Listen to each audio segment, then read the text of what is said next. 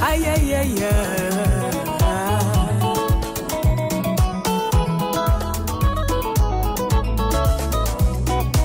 Et moi aussi, après ma nouvelle naissance, il m'a scellé des sons les Saint-Esprit.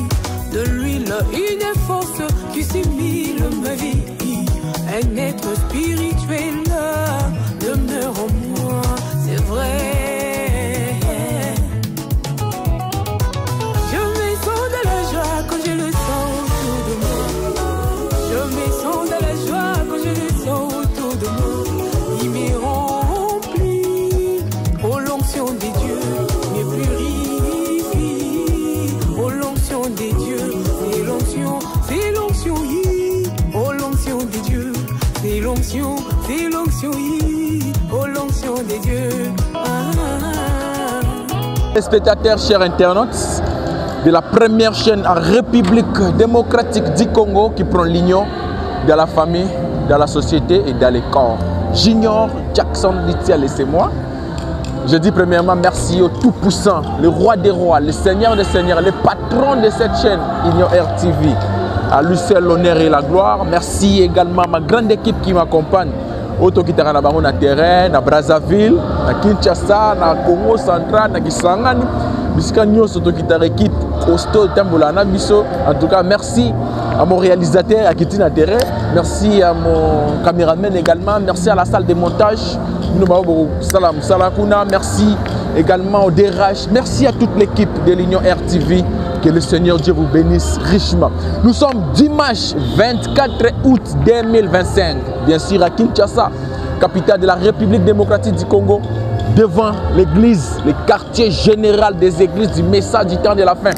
Awa, à Kinshasa, à RDC bien sûr. Puisqu'on est retourné une mission à l'élo. Et ça, Nicolas Bellet, tu as binoté.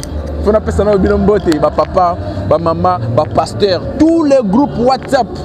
Groupe WhatsApp, nous vous saluons au nom du Seigneur Jésus-Christ. Bande quoi Facebook, bande quoi TikTok, bande quoi Instagram, bande quoi YouTube, Union RTV HD, topes binombote, topes rapidement. Na bande ko news depuis Malaisie, bande ko bengaki biso depuis Malaisie. Babi frère Junior tosio que sous sauter bande quoi États-Unis, baza ko se tracasser abi mais notre frère Junior Litial à cœur ouvert, Nicolas Toseo qui a été à Zawapi. L'actualité est tellement belle. Nazo Canada Zomoun Anate. Brazzaville, n'en parlons pas. Toi qui appelle moi depuis Turquie, Mbot n'a pas de sur Turquie. Tobo Sanité, on a en Norvège. Vous avez belé en Norvège pour Dallas, Tobo Sanité Binote. Kisangani Bumba, Équateur, bon, Mamouane, Dabiscanio, nous vous disons infiniment merci. En tout cas, restez toujours branchés au programme de votre chaîne. Comprenez, nous sommes en direct de la ville province de Kinshasa, dans l'église Barou Tabernacle. Nous sommes retournés émission à l'élo fidèles téléspectateurs, chers internautes. Makambako lobela eza moi ebele. Amboloba eza ebele. Et ça là qui m'entend, to kutana ki na binote vu problème technique to zala ki na yango et nous remercions le Seigneur Jésus parce qu'il a décanté situation wana. Balobi, on reconnaît la valeur d'une personne après son départ. Tout ce que Junior Jackson Litial est en train de faire dans les corps mystiques de notre Seigneur Jésus-Christ. Ce qui bino batu boza ko reconnaître en côté. Les autres éli qui n'habituent pas Nzambe parce que tu es mis Nzambe mutu, afuta Nzambe mutu, aza au monde amusa to sala. Et puis nous travaillons dans les corps, non pour l'intérêt personnel la mutu moko boy, non pour l'ambition comme ceux qui n'y. Nous travaillons pour l'édification dans les corps mystiques de notre Seigneur Jésus-Christ. Yango wana to yaka pambate ba sujet ko ya belé à la place publique mais lorsqu'il y a un cœur ouvert et qu'on soit sujet moko et prier sur ce sujet nous allons ko inspirer biso yango to ya koloba makambele kanye belé il a quitté les messages branamiste chrétien ainsi de suite ba conférence ba campagne to ko lobela yango en un mot et puis to ça la condenser. Il y a toute une émission pour nous éclairer parce que nous venons pour décrypter. Là, c'est pas un ensemble de bayoka qui bien té. Peut-être que c'est une lacune. Réseaux sociaux. Mais nous, dans cette émission qui est ouverte, nous décryptons. C'est ça notre but. Nous sommes matière réelle à la place publique. Nous de notre côté, nous prions le Seigneur Nzambe à inspirer biso, tu es décrypter yango, tu es éclairer ba Nzambe. Tala likambo na muto na sala ki déclaration bo. Mais tala le lenge Seigneur la ki le mama boy. Voilà ce que nous faisons en cœur ouvert spécial aujourd'hui 24 août 2025 ici à Kinshasa devant l'église Barout Tabernacle. Actualité de Bosso de Rolobea, le 24 août. Un certain 24 août 2014, cette église a été dédicacée par l'homme de Dieu, le pasteur Barouti Kassoro. D'heureuse mémoire, mon patriarche, Oyoti Lelo, Biso ba Oyotolo Belarara Kaye. Parce que bande ko belé ba poser une question. Quand le pasteur Baouti a Koufa, ami frère Junior, il y a tout le monde qui a dit le pasteur Baouti, le pasteur Baouti a Koufa, vous savez que Michon qui est ouvert et Koufi. Il a dit non, vous allez voir ce que Dieu fera encore. Dieu retire son nom mais jamais son esprit. Quand c'est qu'on dit que le pasteur Baouti a Koufi, donc Michon qui est ouvert et Koufi, donc on sait que c'est un sous-souté, ou bien on continue sur Michon qui est ouvert. Non, nous sommes limités. Excusez-moi, nous sommes illimités, nous dépendons de Dieu. Pour ça, la rappel un fort, nous travaillons à l'aide du Seigneur Jésus-Christ. Le pasteur Baouti Kassonga a dédicacé qui église Baout Tabernacle. C'était un 24 août 2014. Tout le monde qui est dans un Baouta qui de partout à travers le monde. Bayaki, Kopé Samaboko, ancien, pour dédicacer l'église. Mais le 12 ans après, le monde qui est sur le terrain pour tout le Béléango. 12 ans après, basai nanzambe nyonso oyo baka ko dédicacer église oyo baza wapi. Ça c'est la première question. La deuxième question oyo to décrypter yango na kati émission oyo. Basai nanzambe belé ba obima na église oyo pour ne pas citer leur nom. Basai nanzambe belé parce que c'est ici que nous reconnaissons que c'est l'église mère, le quartier général des églises du message du temps de la fin en République démocratique du Congo, tout comme yango basai nanzambe ba bakende di banamboka. Mais pasteur Barouti Tango Azalaki déjà na bon moi. Basai nanzambe so anotia ba matambe na bango ate. Moi je me pose toujours des questions. Biso to lo bakana CCT. Biso to zwaka makambo ba toza ko murmurer nango, toye nango à la place publique. Nous nous essayons de partager avec les enfants de Dieu, de décrypter cela. À la place d'aller voir la personne directement. Et sur la voix de 100 voix, Junior Jackson Lital, il y a une émission à cœur ouvert pour décrypter. Ça, c'est la deuxième question. La troisième question, le pasteur Baoutika Songo est parti. Une année après le pasteur Barouti Ake, basai nanzambe moko ya munene na lobaka yango badokoma ngate na ba musai nanzambe moko ko bima na Baout Tabernacle badokoma ngate. Nous avons vu la sortie du pasteur, la division du pasteur Paul Ndembo Ake na bato ya kinei na bango. Un rappel a organisé une campagne d'évangélisation. La campagne wana nous étions là, les caméras na biso zalaki wana. 3 jours, il a gagné 88 personnes. 88 personnes pendant 3 jours. Laissez-moi décrypter. Et ça, à la place publique, les images sont là, na YouTube, na page Facebook. Il a organisé la campagne pendant 3 jours. Il avait gagné 88 personnes. Mais na dimanche, après qu'il tout le monde va les bateaux na Baouti wapi. Tout le monde va bilonga bateau Baouta na Baout Tabernacle. Laissez-moi dire la vérité. Toujours le bel amarre lenga sengeli. Bandeko la Baouta na Baout Tabernacle parce que toyebi bango toyebani. Baouta Ao. Parce que Moutoua Bongo au Global qui a sorti toute cette division. Mais lui, il n'a pas gardé la. Il n'a pas pu faire ça. Alors, d'abord, il y a l'Ongo église Baout Tabernacle, a quitté déchets et il y a la Senga qui n'a bango. Maintenant, il y a comme pasteur Baout qui a sauvé. Parce que ceux qui ont l'Ongo dans la famille Baout, au Gola, tu as comme Baout, il y a une image de Baout, il faut enlever tout ça. Hein? Donc, après le passage, pasteur Baout qui a sauvé Mokili, tout le monde est un associé proche à diviser l'église Ake. Et l'élo Oyo, nous avons commémoré 12 ans d'existence de Baout Tabernacle. Bateau ba priaka l'église au colonne de feu Kitaka. Bateau ba ko associé pasteur Barouti Kasongo. Les restes mémoire. Bango baza wapi. Bateau na baza wapi. Parce que les 12 ans après dédicace l'élo Oyo Baout Tabernacle. Bateau na bazo mona na te. Bakimi alors que l'église Oyo début misa ba masambo ebele na Kinshasa et misa ba pasteur ebele bana mboka, il y a aucun pasteur. Je lance un défi. Il n'y a aucun pasteur qui a bénéficié eloko te na ministère ya pasteur Bautika Songo na kini na RDC pe banda mboka bango nyonso ndenge baza wana ba bénéficier quelque chose na ministère ya pasteur Bautika Songo. Mais après le passage ya pasteur Bautika Songo, le pasteur Carlos Baout est là Azana Bisso. Nous continuons ce que le BK avait dit. Nous continuons tout ce que BK avait dit. Parce que BK avait prophétisé. Quand on a okende, soyez calme. Botika l'église, bolongo église. C'est comme ça que Dieu vous bénira. Tant au moins bateau balongo église. Est-ce que kuna baké bazala béni? Bazala béni, je vous dis clairement. Parce que ceux qui ont là qui reconnaissent à travers le ministère pasteur Bautika Songo. Lokolanga, na reconnaissant Nzambe. Je ne peux faire aucune chose à la contre Maramuzan dans la bombe inangai. Yo travaille na pasteur Bautika Songo. Ce que bandai ko to ça y est, to ça ko respecter rang o yazala ki dans bandai ko te ki to ça la relève. Mais bo bibi bo changer ma prédication. Bo bibi pasteur Akoufi bo changer ma prédication. Pasteur Akoufi bo diviser l'église. Pasteur Akoufi bo créer ba clan. Ça veut dire quoi? Ça veut dire quoi tout ça? Biso to ko éclairer ba na Nzambe ba soso ba comprendre ma kamine yo salem.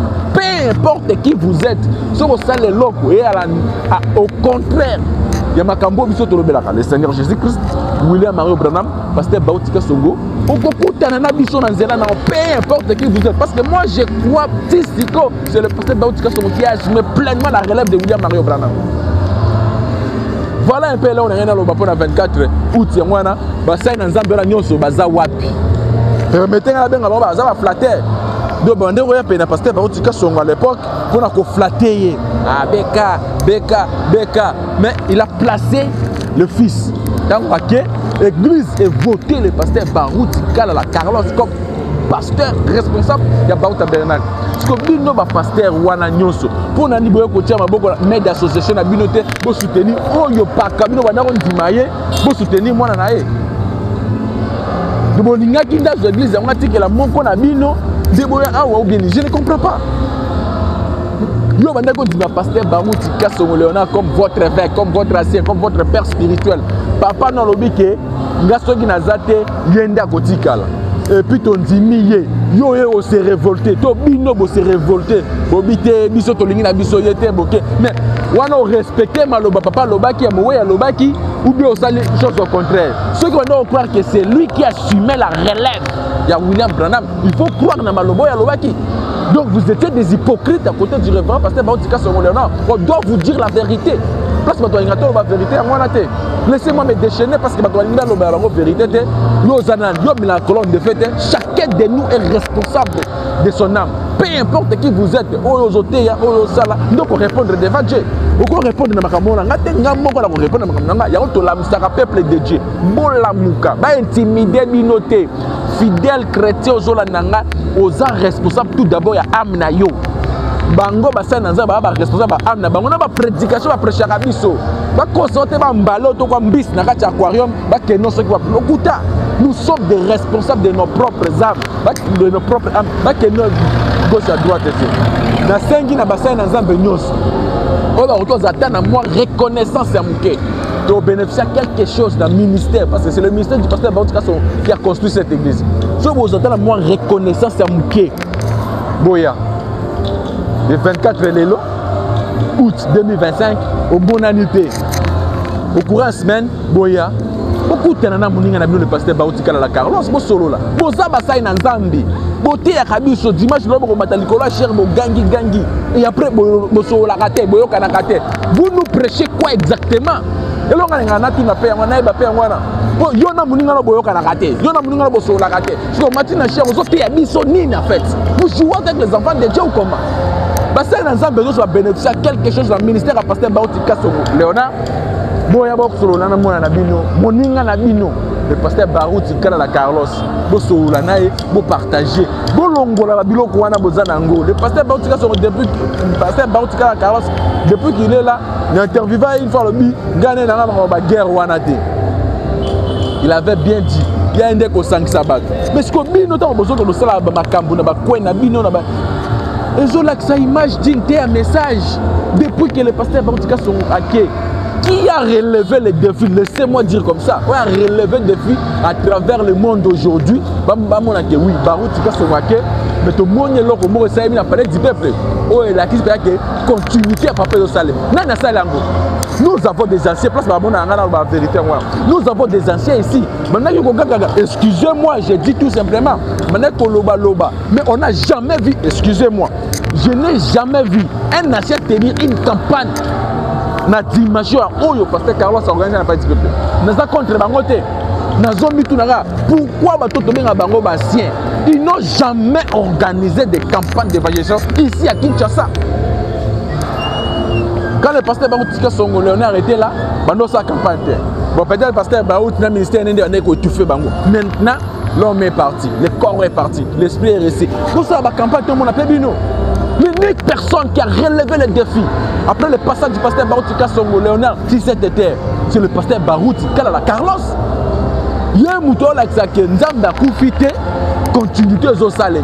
2 jours, on a parlé du peuple. Si Manaye, la campagne de Salem, combien de salés, combien de la campagne? Mais ce qui est resté dans l'histoire, même on a parlé du peuple. On dit oui. Barou Tika sur ma format qui moi, et puis moi, on a ça, papa Naye. 2 jours, on a parlé du peuple, c'est pas facile, papa. Si on a bongo, nous allons continuer à populariser la campagne d'évangélisation à l'esplanade du peuple. Et puis ça continuera. Le pasteur Henri Papa Senga Kalobi, vous autres années Nassima, stade des martyrs. Donc nous prions le Seigneur et nous croyons qu'il y aura encore une autre campagne à grande envergure dans le stade des martyrs. Parce que nous sommes là pour gagner des âmes. Pour nous accorder rapidement. Pour nous aller dans l'Obéla, conférence, moi, Salema qui n'a l'autre, excusez-moi.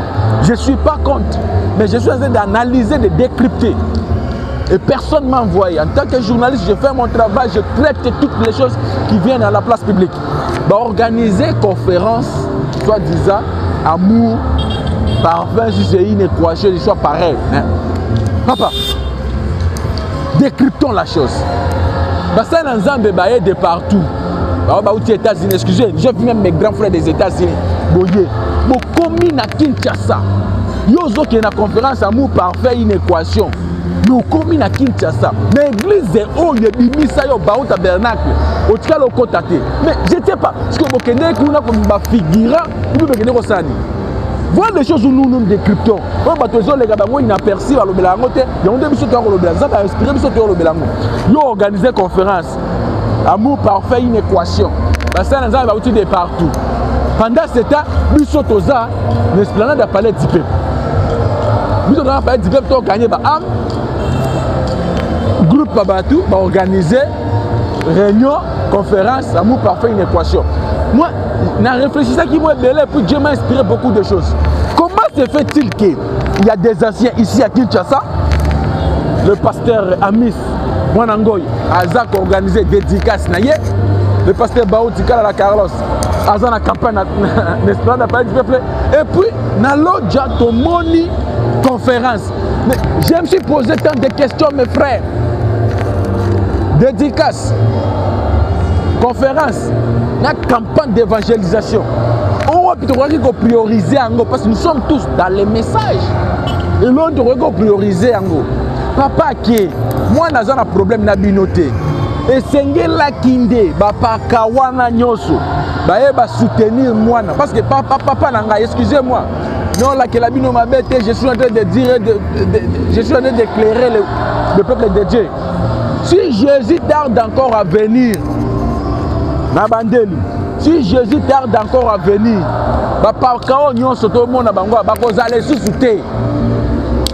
je vous dis la vérité, c'est une nouvelle génération. Il y a pasteur Barou Tika la Carlos, il y a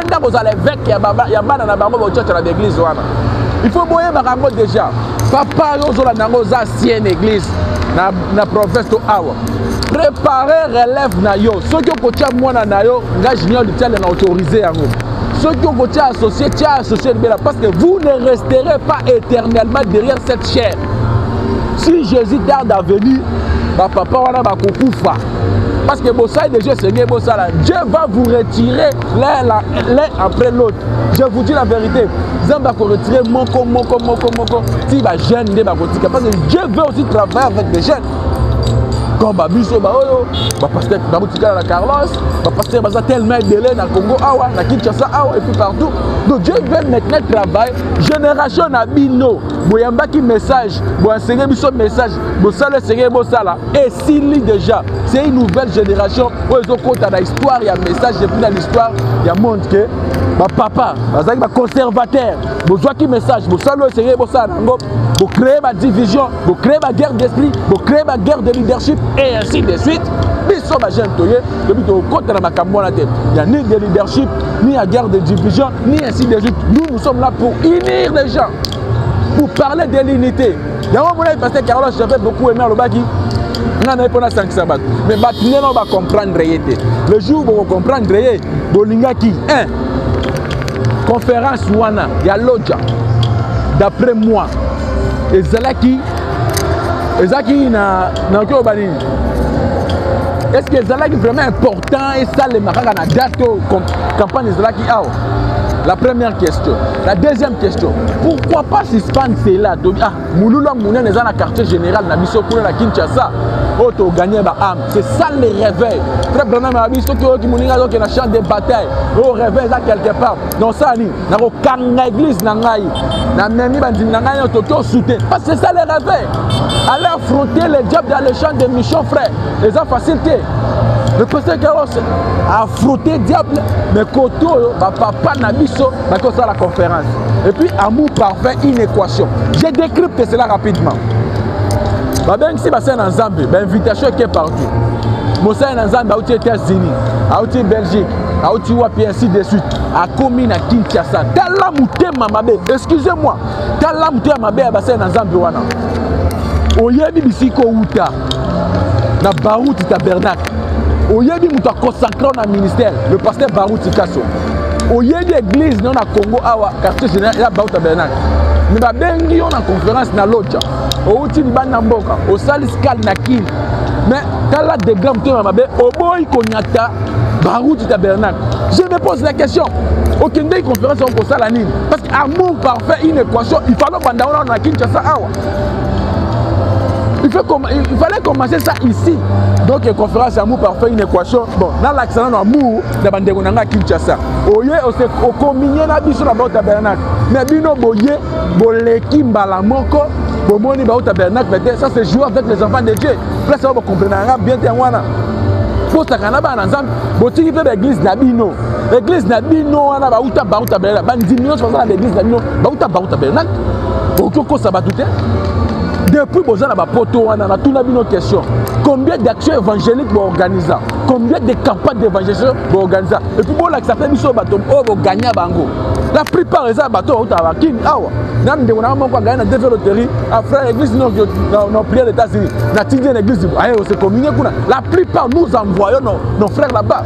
Vous n'avez peut-être pas gagné beaucoup d'âmes là-bas aux États-Unis, au Canada, en Belgique et ainsi de suite. Mais au lieu de l'église de Misayo, au lieu au Saliskal, au bout même Kokota, Moutema Mabé, ça c'est des F, des D. Et là, on va au Salakuna, excusez-moi, c'est un tombeau vide, un tombeau blanchi, il n'y a rien. Et là, on va Bimina Katikuna. S'il y avait sincèrement l'amour, pourquoi les serviteurs de Dieu vont coûter la rater, la rater, soit parce que vous parlez de l'amour parfait, une équation.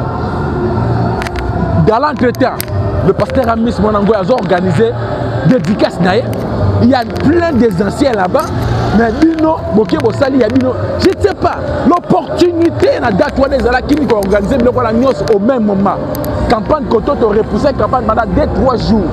Pour la retirer la décoration de Deno, ça la paix à Bango. Mais Bino, pour la ligne pété, on va suspendre dans 2 jours. Oui, bon, ça va. Toi, si les sénats nous campagne, nous sommes dans l'espérance de du peuple, dédicace, c'est ça, nous précédé. Dédication, le 24 août. Conférence, tu reçois peut-être le 30 août. Mais pour Nani, il y a une date qui est à l'autre. Il y a date les premiers, les 2, les 3.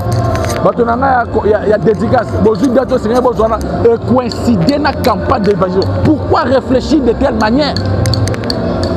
conseiller, soit pasteur ou le diacre ou les administrateurs. Je me pose des questions. Hein? Si un bazar na kin ah oui pas pasteur Amis Monango il a dédicace. Dans le groupe Moussoussou, conférence. Vous organisez une conférence à l'absence des anciens. Vous toquez pasteur Bibidi là, Azana Kinia, pasteur Monango Yamis, Azana Kinia, et plusieurs autres bazar na kin. Mais ils vont organiser une conférence pour dire l'amour parfait une équation. Botiki bango. Je ne sais pas. Amour parfait une équation. Et ça il y a catégorie. Il y a il y a qui wana ou bien que ça la pour la bafinos. Je ne sais pas. Pourquoi organiser de telles choses pareilles? Je suis en train de réfléchir tout simplement à haute voix. Excusez-moi. Dossier à Soukana Rosezani. Dossier à l'église. Dans ce cas, nous rapidement parce que nous avons la condamnation à Zongelango. Dossier à l'église. Le pasteur Baoutika son temps au Zalaki Nae a fait sabat pour l'église Mobimba. Juridiction et comme l'église Zouango. Et au place et comme l'église Zouango. Et puis il a placé le pasteur. Jusqu'au jour d'aujourd'hui, yo ozala en église. Ici je m'adresse à tous ceux-là. Peu importe qui vous êtes. Botam bolana ba garde botinda ba basa ba tumabe, je connais. Oya kotinda sa ba tumabe. Toi tinelanga ba na lobango. La même nuit là que vous allez oser envoyer vos gens pour m'attaquer, Dieu va vous frapper. Parce que quand Jésus-Christ, non dis-moi Jésus à l'obaki, non dis-moi Branham à l'obaki, non dis-moi Baout à l'obaki. Si seulement le Dieu de deux personnes là, le Dieu de Branham et de Baout va la vivre. Et puis ce que moi je dis de vérité, Dieu vous frappera. Ça, Baoutika ne peut pas me battre. Pasteur Baoutika sera fait Sabino d'église, dossier des églises. Pasteur Baoutika fait Sabino d'église. Judiciaire comme église. Yo ken na quoi na yo, au changer Makambu, au changer même na combo et ainsi de suite. Mais je ne sais pas comment un pasteur, Seigneur Jésus, Maramoto Zomo les amis, n'a pas fait singa juridiction, soit juridiction et comme église. Obino c'est l'église sœur, il y a Baouta Bernard. Oui, Boben si bien pasteur Baouta yé. A Pamboli Buna CP campagne na ministère na ozu bandine belé. Au continuer l'église. Pasteur Baoutika son akoufi au Longwe à SMTF. Ici je m'adresse na bateau non c'est bon ça bloc voilà. Au Longwe à SMTF, au Longwe Veché. Boké bosali groupe Nabino. Ici je m'adresse spécialement à bateau Angaliema. Bateau Angaliema je vous dis ça. Boké bosali groupe Nabino en ignorant et en isolant le pasteur Baoutika la Carlos. Mais ici je réfléchis, j'analyse, je décrypte comme un journaliste. C'est déjà un mauvais départ.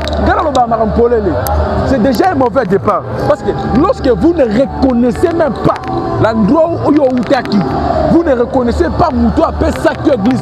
L'église d'Engalema, c'est notre église. C'est notre église. Et c'est là que juridiction à Bisso, l'Assemblée chrétienne d'Engalem.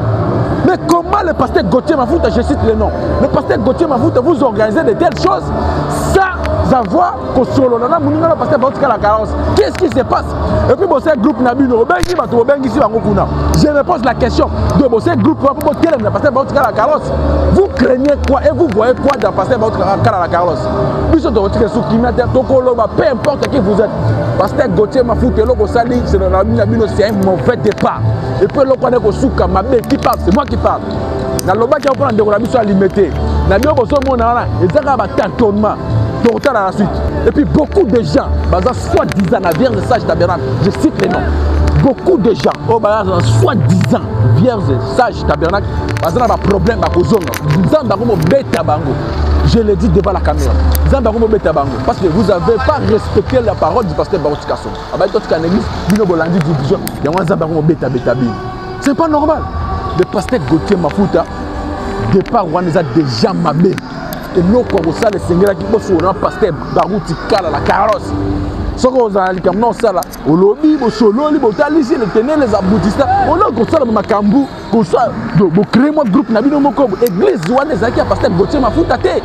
L'église, c'est l'église du pasteur Baoutika Songo. Prévenez que le pasteur Baoutika Songo a tiré à Batebele Kuna. Mais comment le pasteur Baoutika Songo a zaté dans l'église, dans son guélango? C'est pas normal. Vous ne pouvez pas jouer avec les gens, mes papas. Quand vous serez mis à la place publique, c'est à la place publique. L'église de Ngalem, c'est une juridiction à Bissau. Et si pasteur Baoutika Songo comme si en église à Pessi, bon c'est cool. Mais le oyo, bolo banabiso ke, oh, créer le qu'on a bango mususu, balongo na ASMTF, bango ça ce qui est là oni. N'habite, idée on est outi wat. Et puis c'est bloc na ba na nzambo na mona gikuna. Je ne sais pas. Ça c'est pour combattre maintenant les pasteurs Baruti Kala Carlos. Beaucoup kuta na nabiso. Nabi a beaucoup kuta na nabiso. Dossier Ngalema c'est dossier à suivre. Ba masambo nyon c'est avec la juridiction nabiso. Ngande no bandolo belango. C'est pas normal. Ba masambo nyon c'est avec la juridiction nabiso. Et que pasteur Baruti Kala soit pesio ango, abi comme église que yo conduire. Bo ça la ba campagne. Bo ça la campagne. Pasteur Baruti Kala soit voyez. À sali campagne, pasteur Baruti Kala soit sombi lopango. À pêcher au matériel, à son bignon, c'est ce qui somba, yo yeka. Habité à la degré. Et puis dans l'ozana yo. Jamais. Je ne sais pas quel Dieu nous prions. Tout le monde est à Seigneur Jésus-Christ. Ou bien tout le monde est dans un parce que nous avons pessinga nyoso. N'est-ce pas ça marambabo? Je ne sais pas. L'amour d'argent, des masses m'a abandonné. Il y a plein de démasses aujourd'hui. Donc je crois maintenant que le ministère du pasteur Carlos, l'étape pasteur Baruti Kala Carlos a comme l'étape présente de son ministère. Parce que les démasses, il faut que les démasses partent. Et moi aussi, après ma nouvelle naissance, il m'a scellé des sons les Saint-Esprit. De l'huile, une force qui s'imile ma vie. Un être spirituel demeure en moi, c'est vrai.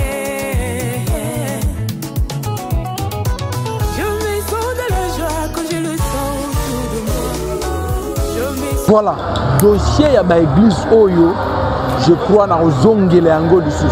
Parce que je ne comprends pas. Hein? On était avec le pasteur Baruti Kala Léonard, quand on y a que lorsque le pasteur Baruti Kala Léonard était ici, pour nani ni bosala ki organisation wana ko. Pour nani ni bokenda ki bo créer des olongwa ki na ASMTF. Bolongwa na ASMTF, bo changer makambo église. Alors que l'église Ngalema, c'est notre église. Et parce que Baruti Kala Sunga ba te belé na l'église bongo. A sombi lopango. A placé au pasteur, a fait leur campagne d'évangélisation, a gagné ba âme, a tiré la bio géré. Sima yo ba lukele. Je ne sais pas. Même le Dieu n'est pas content. Ou le Dieu ne sera pas content. Comment expliquer mon tapé sur biloko nyoso, mais on a sima au changer maka. Je ne sais pas. Ate sunzamba auto sambela kango. Zambo biso to sambela ka. Est-ce qu'il y a royo kama bon na yo et puis le pasteur, ce sont des pasteurs. Je ne sais pas. Dossier Ngalema na kozongela yango, ce n'est pas normal. Ce n'est pas normal.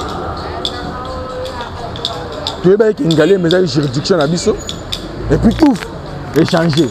Au long de la SMTF, au long web, non? C'est quoi ça? Hein? Et question pour nous mettre. Depuis que tu as bazar dans l'église, la plupart de batona bautaka aw. La plupart. Oh bah na ovanda ba coin wana, tu vas bibo. Le boya que ce petit côté, bosuka ka kuna. Ceux qui ont bien investigué dans la l'église wana. Depuis bazar la tête à l'église wana nyoso, ba pasteur nyoso beka a tout qui est là dans l'église. Combien d'âmes va gagner? Beka a essayé leur campagne, a gagné leur âme dans le ministère naïe. A tiré le siko. Yo moko pour gagner combien d'âmes? Là on menait que d'investigation. Nous allons envoyer nos caméras dans l'église wana. Parce que c'est anormal, c'est inconcevable. Il y a des personnes qui ont la mouki. Les gens n'aiment pas la vérité. Nous allons partir aussi au temple. Le temple est en côté.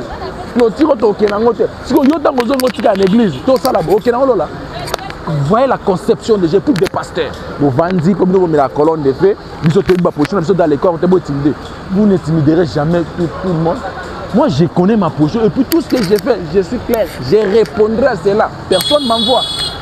Oh, yo, ça, journaliste église. Oh, yo, ça, non, je le fais par conviction. Je le fais parce que je suis responsable de mon âme et personne à répondre devant le Seigneur Jésus-Christ. Yo, frère Junior, personne. Reconnaissez qui vous êtes dans les corps mystiques. Ce qu'on a dit au Yosa, nous avons sakana. Ok, non, comme bis, na katia aquarium, gauche, droite. Non, pas du tout. Dans un dossier d'église. Néanmoins, dans à Paris, dans les États-Unis, vous changer. Vous voyez, ah, ok, oh non, au tabernacle de tel endroit. Baou Tabernacle de tel endroit. Mais une fois, il faut changer. Donc, au long de Baou Tabernacle, il y a France. Au long de Baou Tabernacle, il y a Belgique. Au long de Baou Tabernacle, il y a Dallas, il y a États-Unis. Beaucoup de gens ont des informations. Bassin Nanzambo, nous sommes bien à Bassin Nanzambo. Et que yo zoa qui n'a combo barout. Si moi changer de déconnexion à Onyon sur Yangouana, je vous dis la vérité. Le fait de se déconnecter la source donc qui ne n'ont pas chite Nyon sur Yoko société. Peut to komona ko société. La plupart des bateaux to mona bango bazalaka na beka. Mais tant au beka ki. Ba batikal to mona bango. Mais tant au yopoke et sili. Les gens disent na liboso caméra. Comme je suis devant la caméra comme ça, mais lorsque na robima libanda caméra, na mona ne société. La source est ici, l'option est ici. Mais beaucoup de gens se déconnectent bango moko. Les démasses. Donc les démasses doivent vraiment baquer. Les démasses doivent nous abandonner. C'est l'accomplissement de la parole. Et je crois maintenant que le pasteur Barouti Carlos a une étape présente de son ministère. Parce que les démasses, ce sont des démasses. Bango baotika na église o bazo wele la batika na église batika na mikanda église mais nous totika nyonso oyo biso tokende lola biso tokende église na lola te tokende na église na lola te mais les gens ba wela na batika na église ba wela ba amen ba wela ba brebis mais ba amen on peut besoin que na bango wapi parce que to bino no ba appel au ministère na bino to nous devons d'abord savoir vos appels au ministère nzamba benga bino ndeni abino ko ba to ba nganga lo bati yango. Quel est votre appel au ministère? Et puis, commission, ça des années. Vous devez nous parler de cela. Parce que Barotika a été habitué plusieurs fois. État présent de son ministère a été habitué à appeler et sa commission plusieurs fois. Toyoka. Mais plusieurs personnes, à cette église, qui appellent au ministère à pasteur. Qui commission et des appels ça. Ça, c'est jouer avec les gens. C'est jouer vraiment avec les gens. Et puis, il y a des positions dans les corps. Un peu dans une église, on a appelé au ministère à pasteur, une commission a été appelée à vendre. Ça se joue avec les gens. Peuple de Dieu, reconnaissez votre position dans les corps. Ce que vous position dans le corps, et que Jésus Christ, nous avons sakano azate. Nous avons sakano azate. Voilà un peu de dossier de l'église, nous avons un dossier en Galien. Conférence, nous sommes qui bazo salango awana Kinshasa par pasteur Kalum.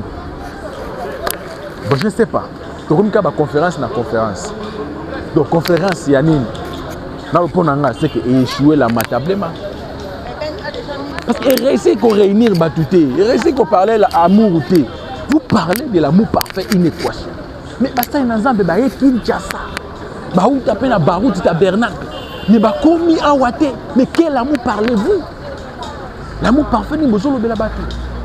Nga na uta na Barouti Tabernacle, na ki États-Unis. Conférence installée na Congo. Mais na Kinshasa, na komi awate. Je ne sais pas. Donc j'ai un problème personnel avec les responsables actuels de cette église. Ou bien les animes. Ou bien les animes. Vous organisez quelque chose, l'amour parfait, une équation. Oui, le titre est bon, le sujet est bon. Mais la suite est produire Nîmes. Félicitations. Pour Mbongo Bochaki et ainsi de suite. Côté Wana, Togo qui l'a bino follow, organisation. Félicitations. Mais la solution c'est quoi? Les résultats et produire Nîmes. L'amour parfait, une équation. Et produire Nîmes. Parce que c'est un exemple pour vous avez quel est l'amour parfait dont vous avez parlé? Même lorsqu'ils viennent ici à Kinshasa, l'église n'a pas de bosser. Mais pourquoi vous faites cette émission? Pourquoi vous faites l'église? Pour organiser locaux, pour Kinshasa, rien du tout. Je me pose des questions. Pourquoi vous organisez des histoires sans votre évêché?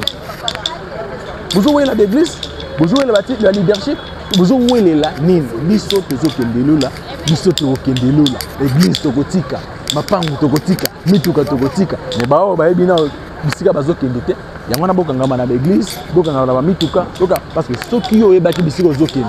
Au kangaba na nzambe na kati aquarium pour nande. C'est une journée spéciale, 24 août 2025, 12 ans. Nous allons commémorer l'anniversaire de Barouti Tabernacle. Après un long moment de silence, il faut que se déchaîner tout l'actualité aux qui à travers la République démocratique. Et puis point en souka to souka. Oh alongwe message. Oh boye. Jamais banani ba na message. Et puis banani ba commissariat baduke, tu inscrire un message. Ça se joue avec les gens. Oh ce que alongwe message. Yo mutozo ba so ki alongwe message. Yo muto commissaire qui na registre bato ba na message. N'habité. Dieu m'a permis na point wana na makambo ebele. Yo télémisi ma chère na yo ozo baké mututel a longwe message. Donc yo mto commissaire qui yo mto inscrire na message que allez frère Peniel Kabasu na commission le na message. Je sais pas. Ni no to longola ka batu na message. Donc message comme ma propriété privée à mutu moko boé, alala la muki yo to longola na message. Vous jouez avec les gens. Hein? Donc vendre nos bien ou l'autre et puis dimanche pasteur Amati Dio de la chair pour répliquer et l'autre dans le quartier général. Seigneur, je suis désolé. Donc bomi anaba na dimanche wana pour na makaba réplique na bino ezangi mituna makolo. Ezangi la comme non sens. Je suis branamiste. Oh, je suis pas branamiste. Je suis chrétien. Oye nangope vous vendre derrière la chair, vous mo la mise au point. Croyez alors que le pasteur Barouti Kalala Carlos est votre ancien maintenant et votre guide à comme école parce que une fois qu'il a dîné ouf l'église Dieu se joue en gros. Mais il faut reconnaître ça alors si vous ne reconnaissez pas ça. Donc vous avez brebis na ya kantimini. Vous avez brebis na kantimini. Vous savez que logo awa vous sujet. Il y a prédication ba mon. Voilà. Là on nous signale que le pasteur Barouti Kalala Carlos Azoko Takalamingi. Frère Peniel. Voilà pas mon frère Peniel. Boni. Anniversaire à l'église des Alélo le 24 août. Anniversaire à l'église le 24 août. Bah impressionnant. 12 ans après depuis pasteur Barouti Kalala Barouti Kasongo a dédié ça qui église Oyo. Lélo Toroki 12 ans. Bah impressionnant ils allent lengue. Bon, impression nanga est que depuis la dédicace à l'église, jamais ils ont gagné. Ils ont une flèche na flèche. Bien qu'ils allaient rencontrer, va contraire. Mais ils ont une calibre. Ils ont mon anakeno, Nzamba Kosakate. Parce que Nzamba Loba, que j'ai choisi cette église comme la mienne. C'est la profession. Loba Bongo, Nano a changé. Alors, pour ton dire que Nzamba a église, il faut changer ma Loba. Très bien. Ce qui a changé, c'est que a changé à péter. Le problème, c'est quoi? Attends, tu as dit mi pepe nengenini. Tu as dit Simba place moko. Nzamba Loba. J'ai choisi cette église comme mon église. Nana changé le Loba, ok changé. Mais et là ils ont comme ces années. Ceux qui battent bakei, bomoni battu bakoya ko kota lisusu double ya bawo bakei. C'est ça. Na ebité battu bazana vision nini. Na ebité yango balobaka na médecine, bazana maladie ya miss daltonisme. Ba ebi ko différencier ba couleur té. Bazo on a té que place wana malgré parce que bazako diaboliser biso. Mais bazo bossa na makomi lobi là où le péché abonde. La grâce a surabondé. Mais baloba ke bino pe bolongwe message mais bato bazo ka ke belé l'église awa déjà na bota plein na DC6 kuna pe plein bino bolongwe message mais bato bozo te bango nini bote bango message ou bien bomote bango bango biso tozo kipe bango te to kipe bango te baabana baabana baabana Mosakola lobby soko moni musa te déchaté na bino bongo botika ebolobi ça a été mais vous allez découvrir à la longue qu'ils sont des bébés. Ah bon? Tu découvres qu'ils sont des bébés. Makambo nyonso baté ya biso zéro. Donc nyonso wana prêcher biso bazo transpirer si ma chère ya comprendre que biso beaucoup bato vanda na ban. Tozana valeur ebele likolo ke bato bateli makaliboso wana. Biso ba colonne to bouger te. Ba colonne. Ba colonne. Ko bouger ba kieba salini. Biso tozawana. To bouger te mi pepe mbonge. Ezate to limata quelques minutes que non. To kenano quelque part après to ka kozonga. C'est tout là dans ma commune. Moi, le bisoko moni danger, ils allaient une église. Yo kimi nanu, ce qui kimi ekoti et zongi. Expérience non ça m'a bé. C'est tout ça na tokoli na liloba beka positionna biso. Ngana lobaka ndeko nangai ata bato nyonso balongwe na baruti tabernacle. Ngana kotika la. Je connais ma position. Là, on a tenté comme oh, batianga pasteur, batianga diacre, batianga soki. Non. Moi, je connais ma position. Luka ba poste l'église te. Bandeko ba kimaki a ba comme filtré. Ba bien peut-être ba ba poste te. Ba kenena bango bisika mususu nde ba poste. C'est l'objet information ba ba poste. Ba sali repli. Jusque là ba traîner pe kaka. Et belé ba sali. Mususu ba comme zo frappe. Ba mususu ba sali repli. C'est comme ça sali repli. Ba zo ba ko ya kaka. Ba ya ba zebele. Ya on a en bref. Ba bana. To tala ba on kana miso. Yango baloba na chiluba, moi na tumuta angila, lungenyi lu mujimina. Bakosuka mabe. C'est déconnecté la source. Au moins, il y a un ventilateur. Ventilateur, c'est déconnecté en courant. Au moins, il tourne à fait des fins. Bakolala. Comme ça, quand tu bakolala, voilà. C'est le frère de Kabasu.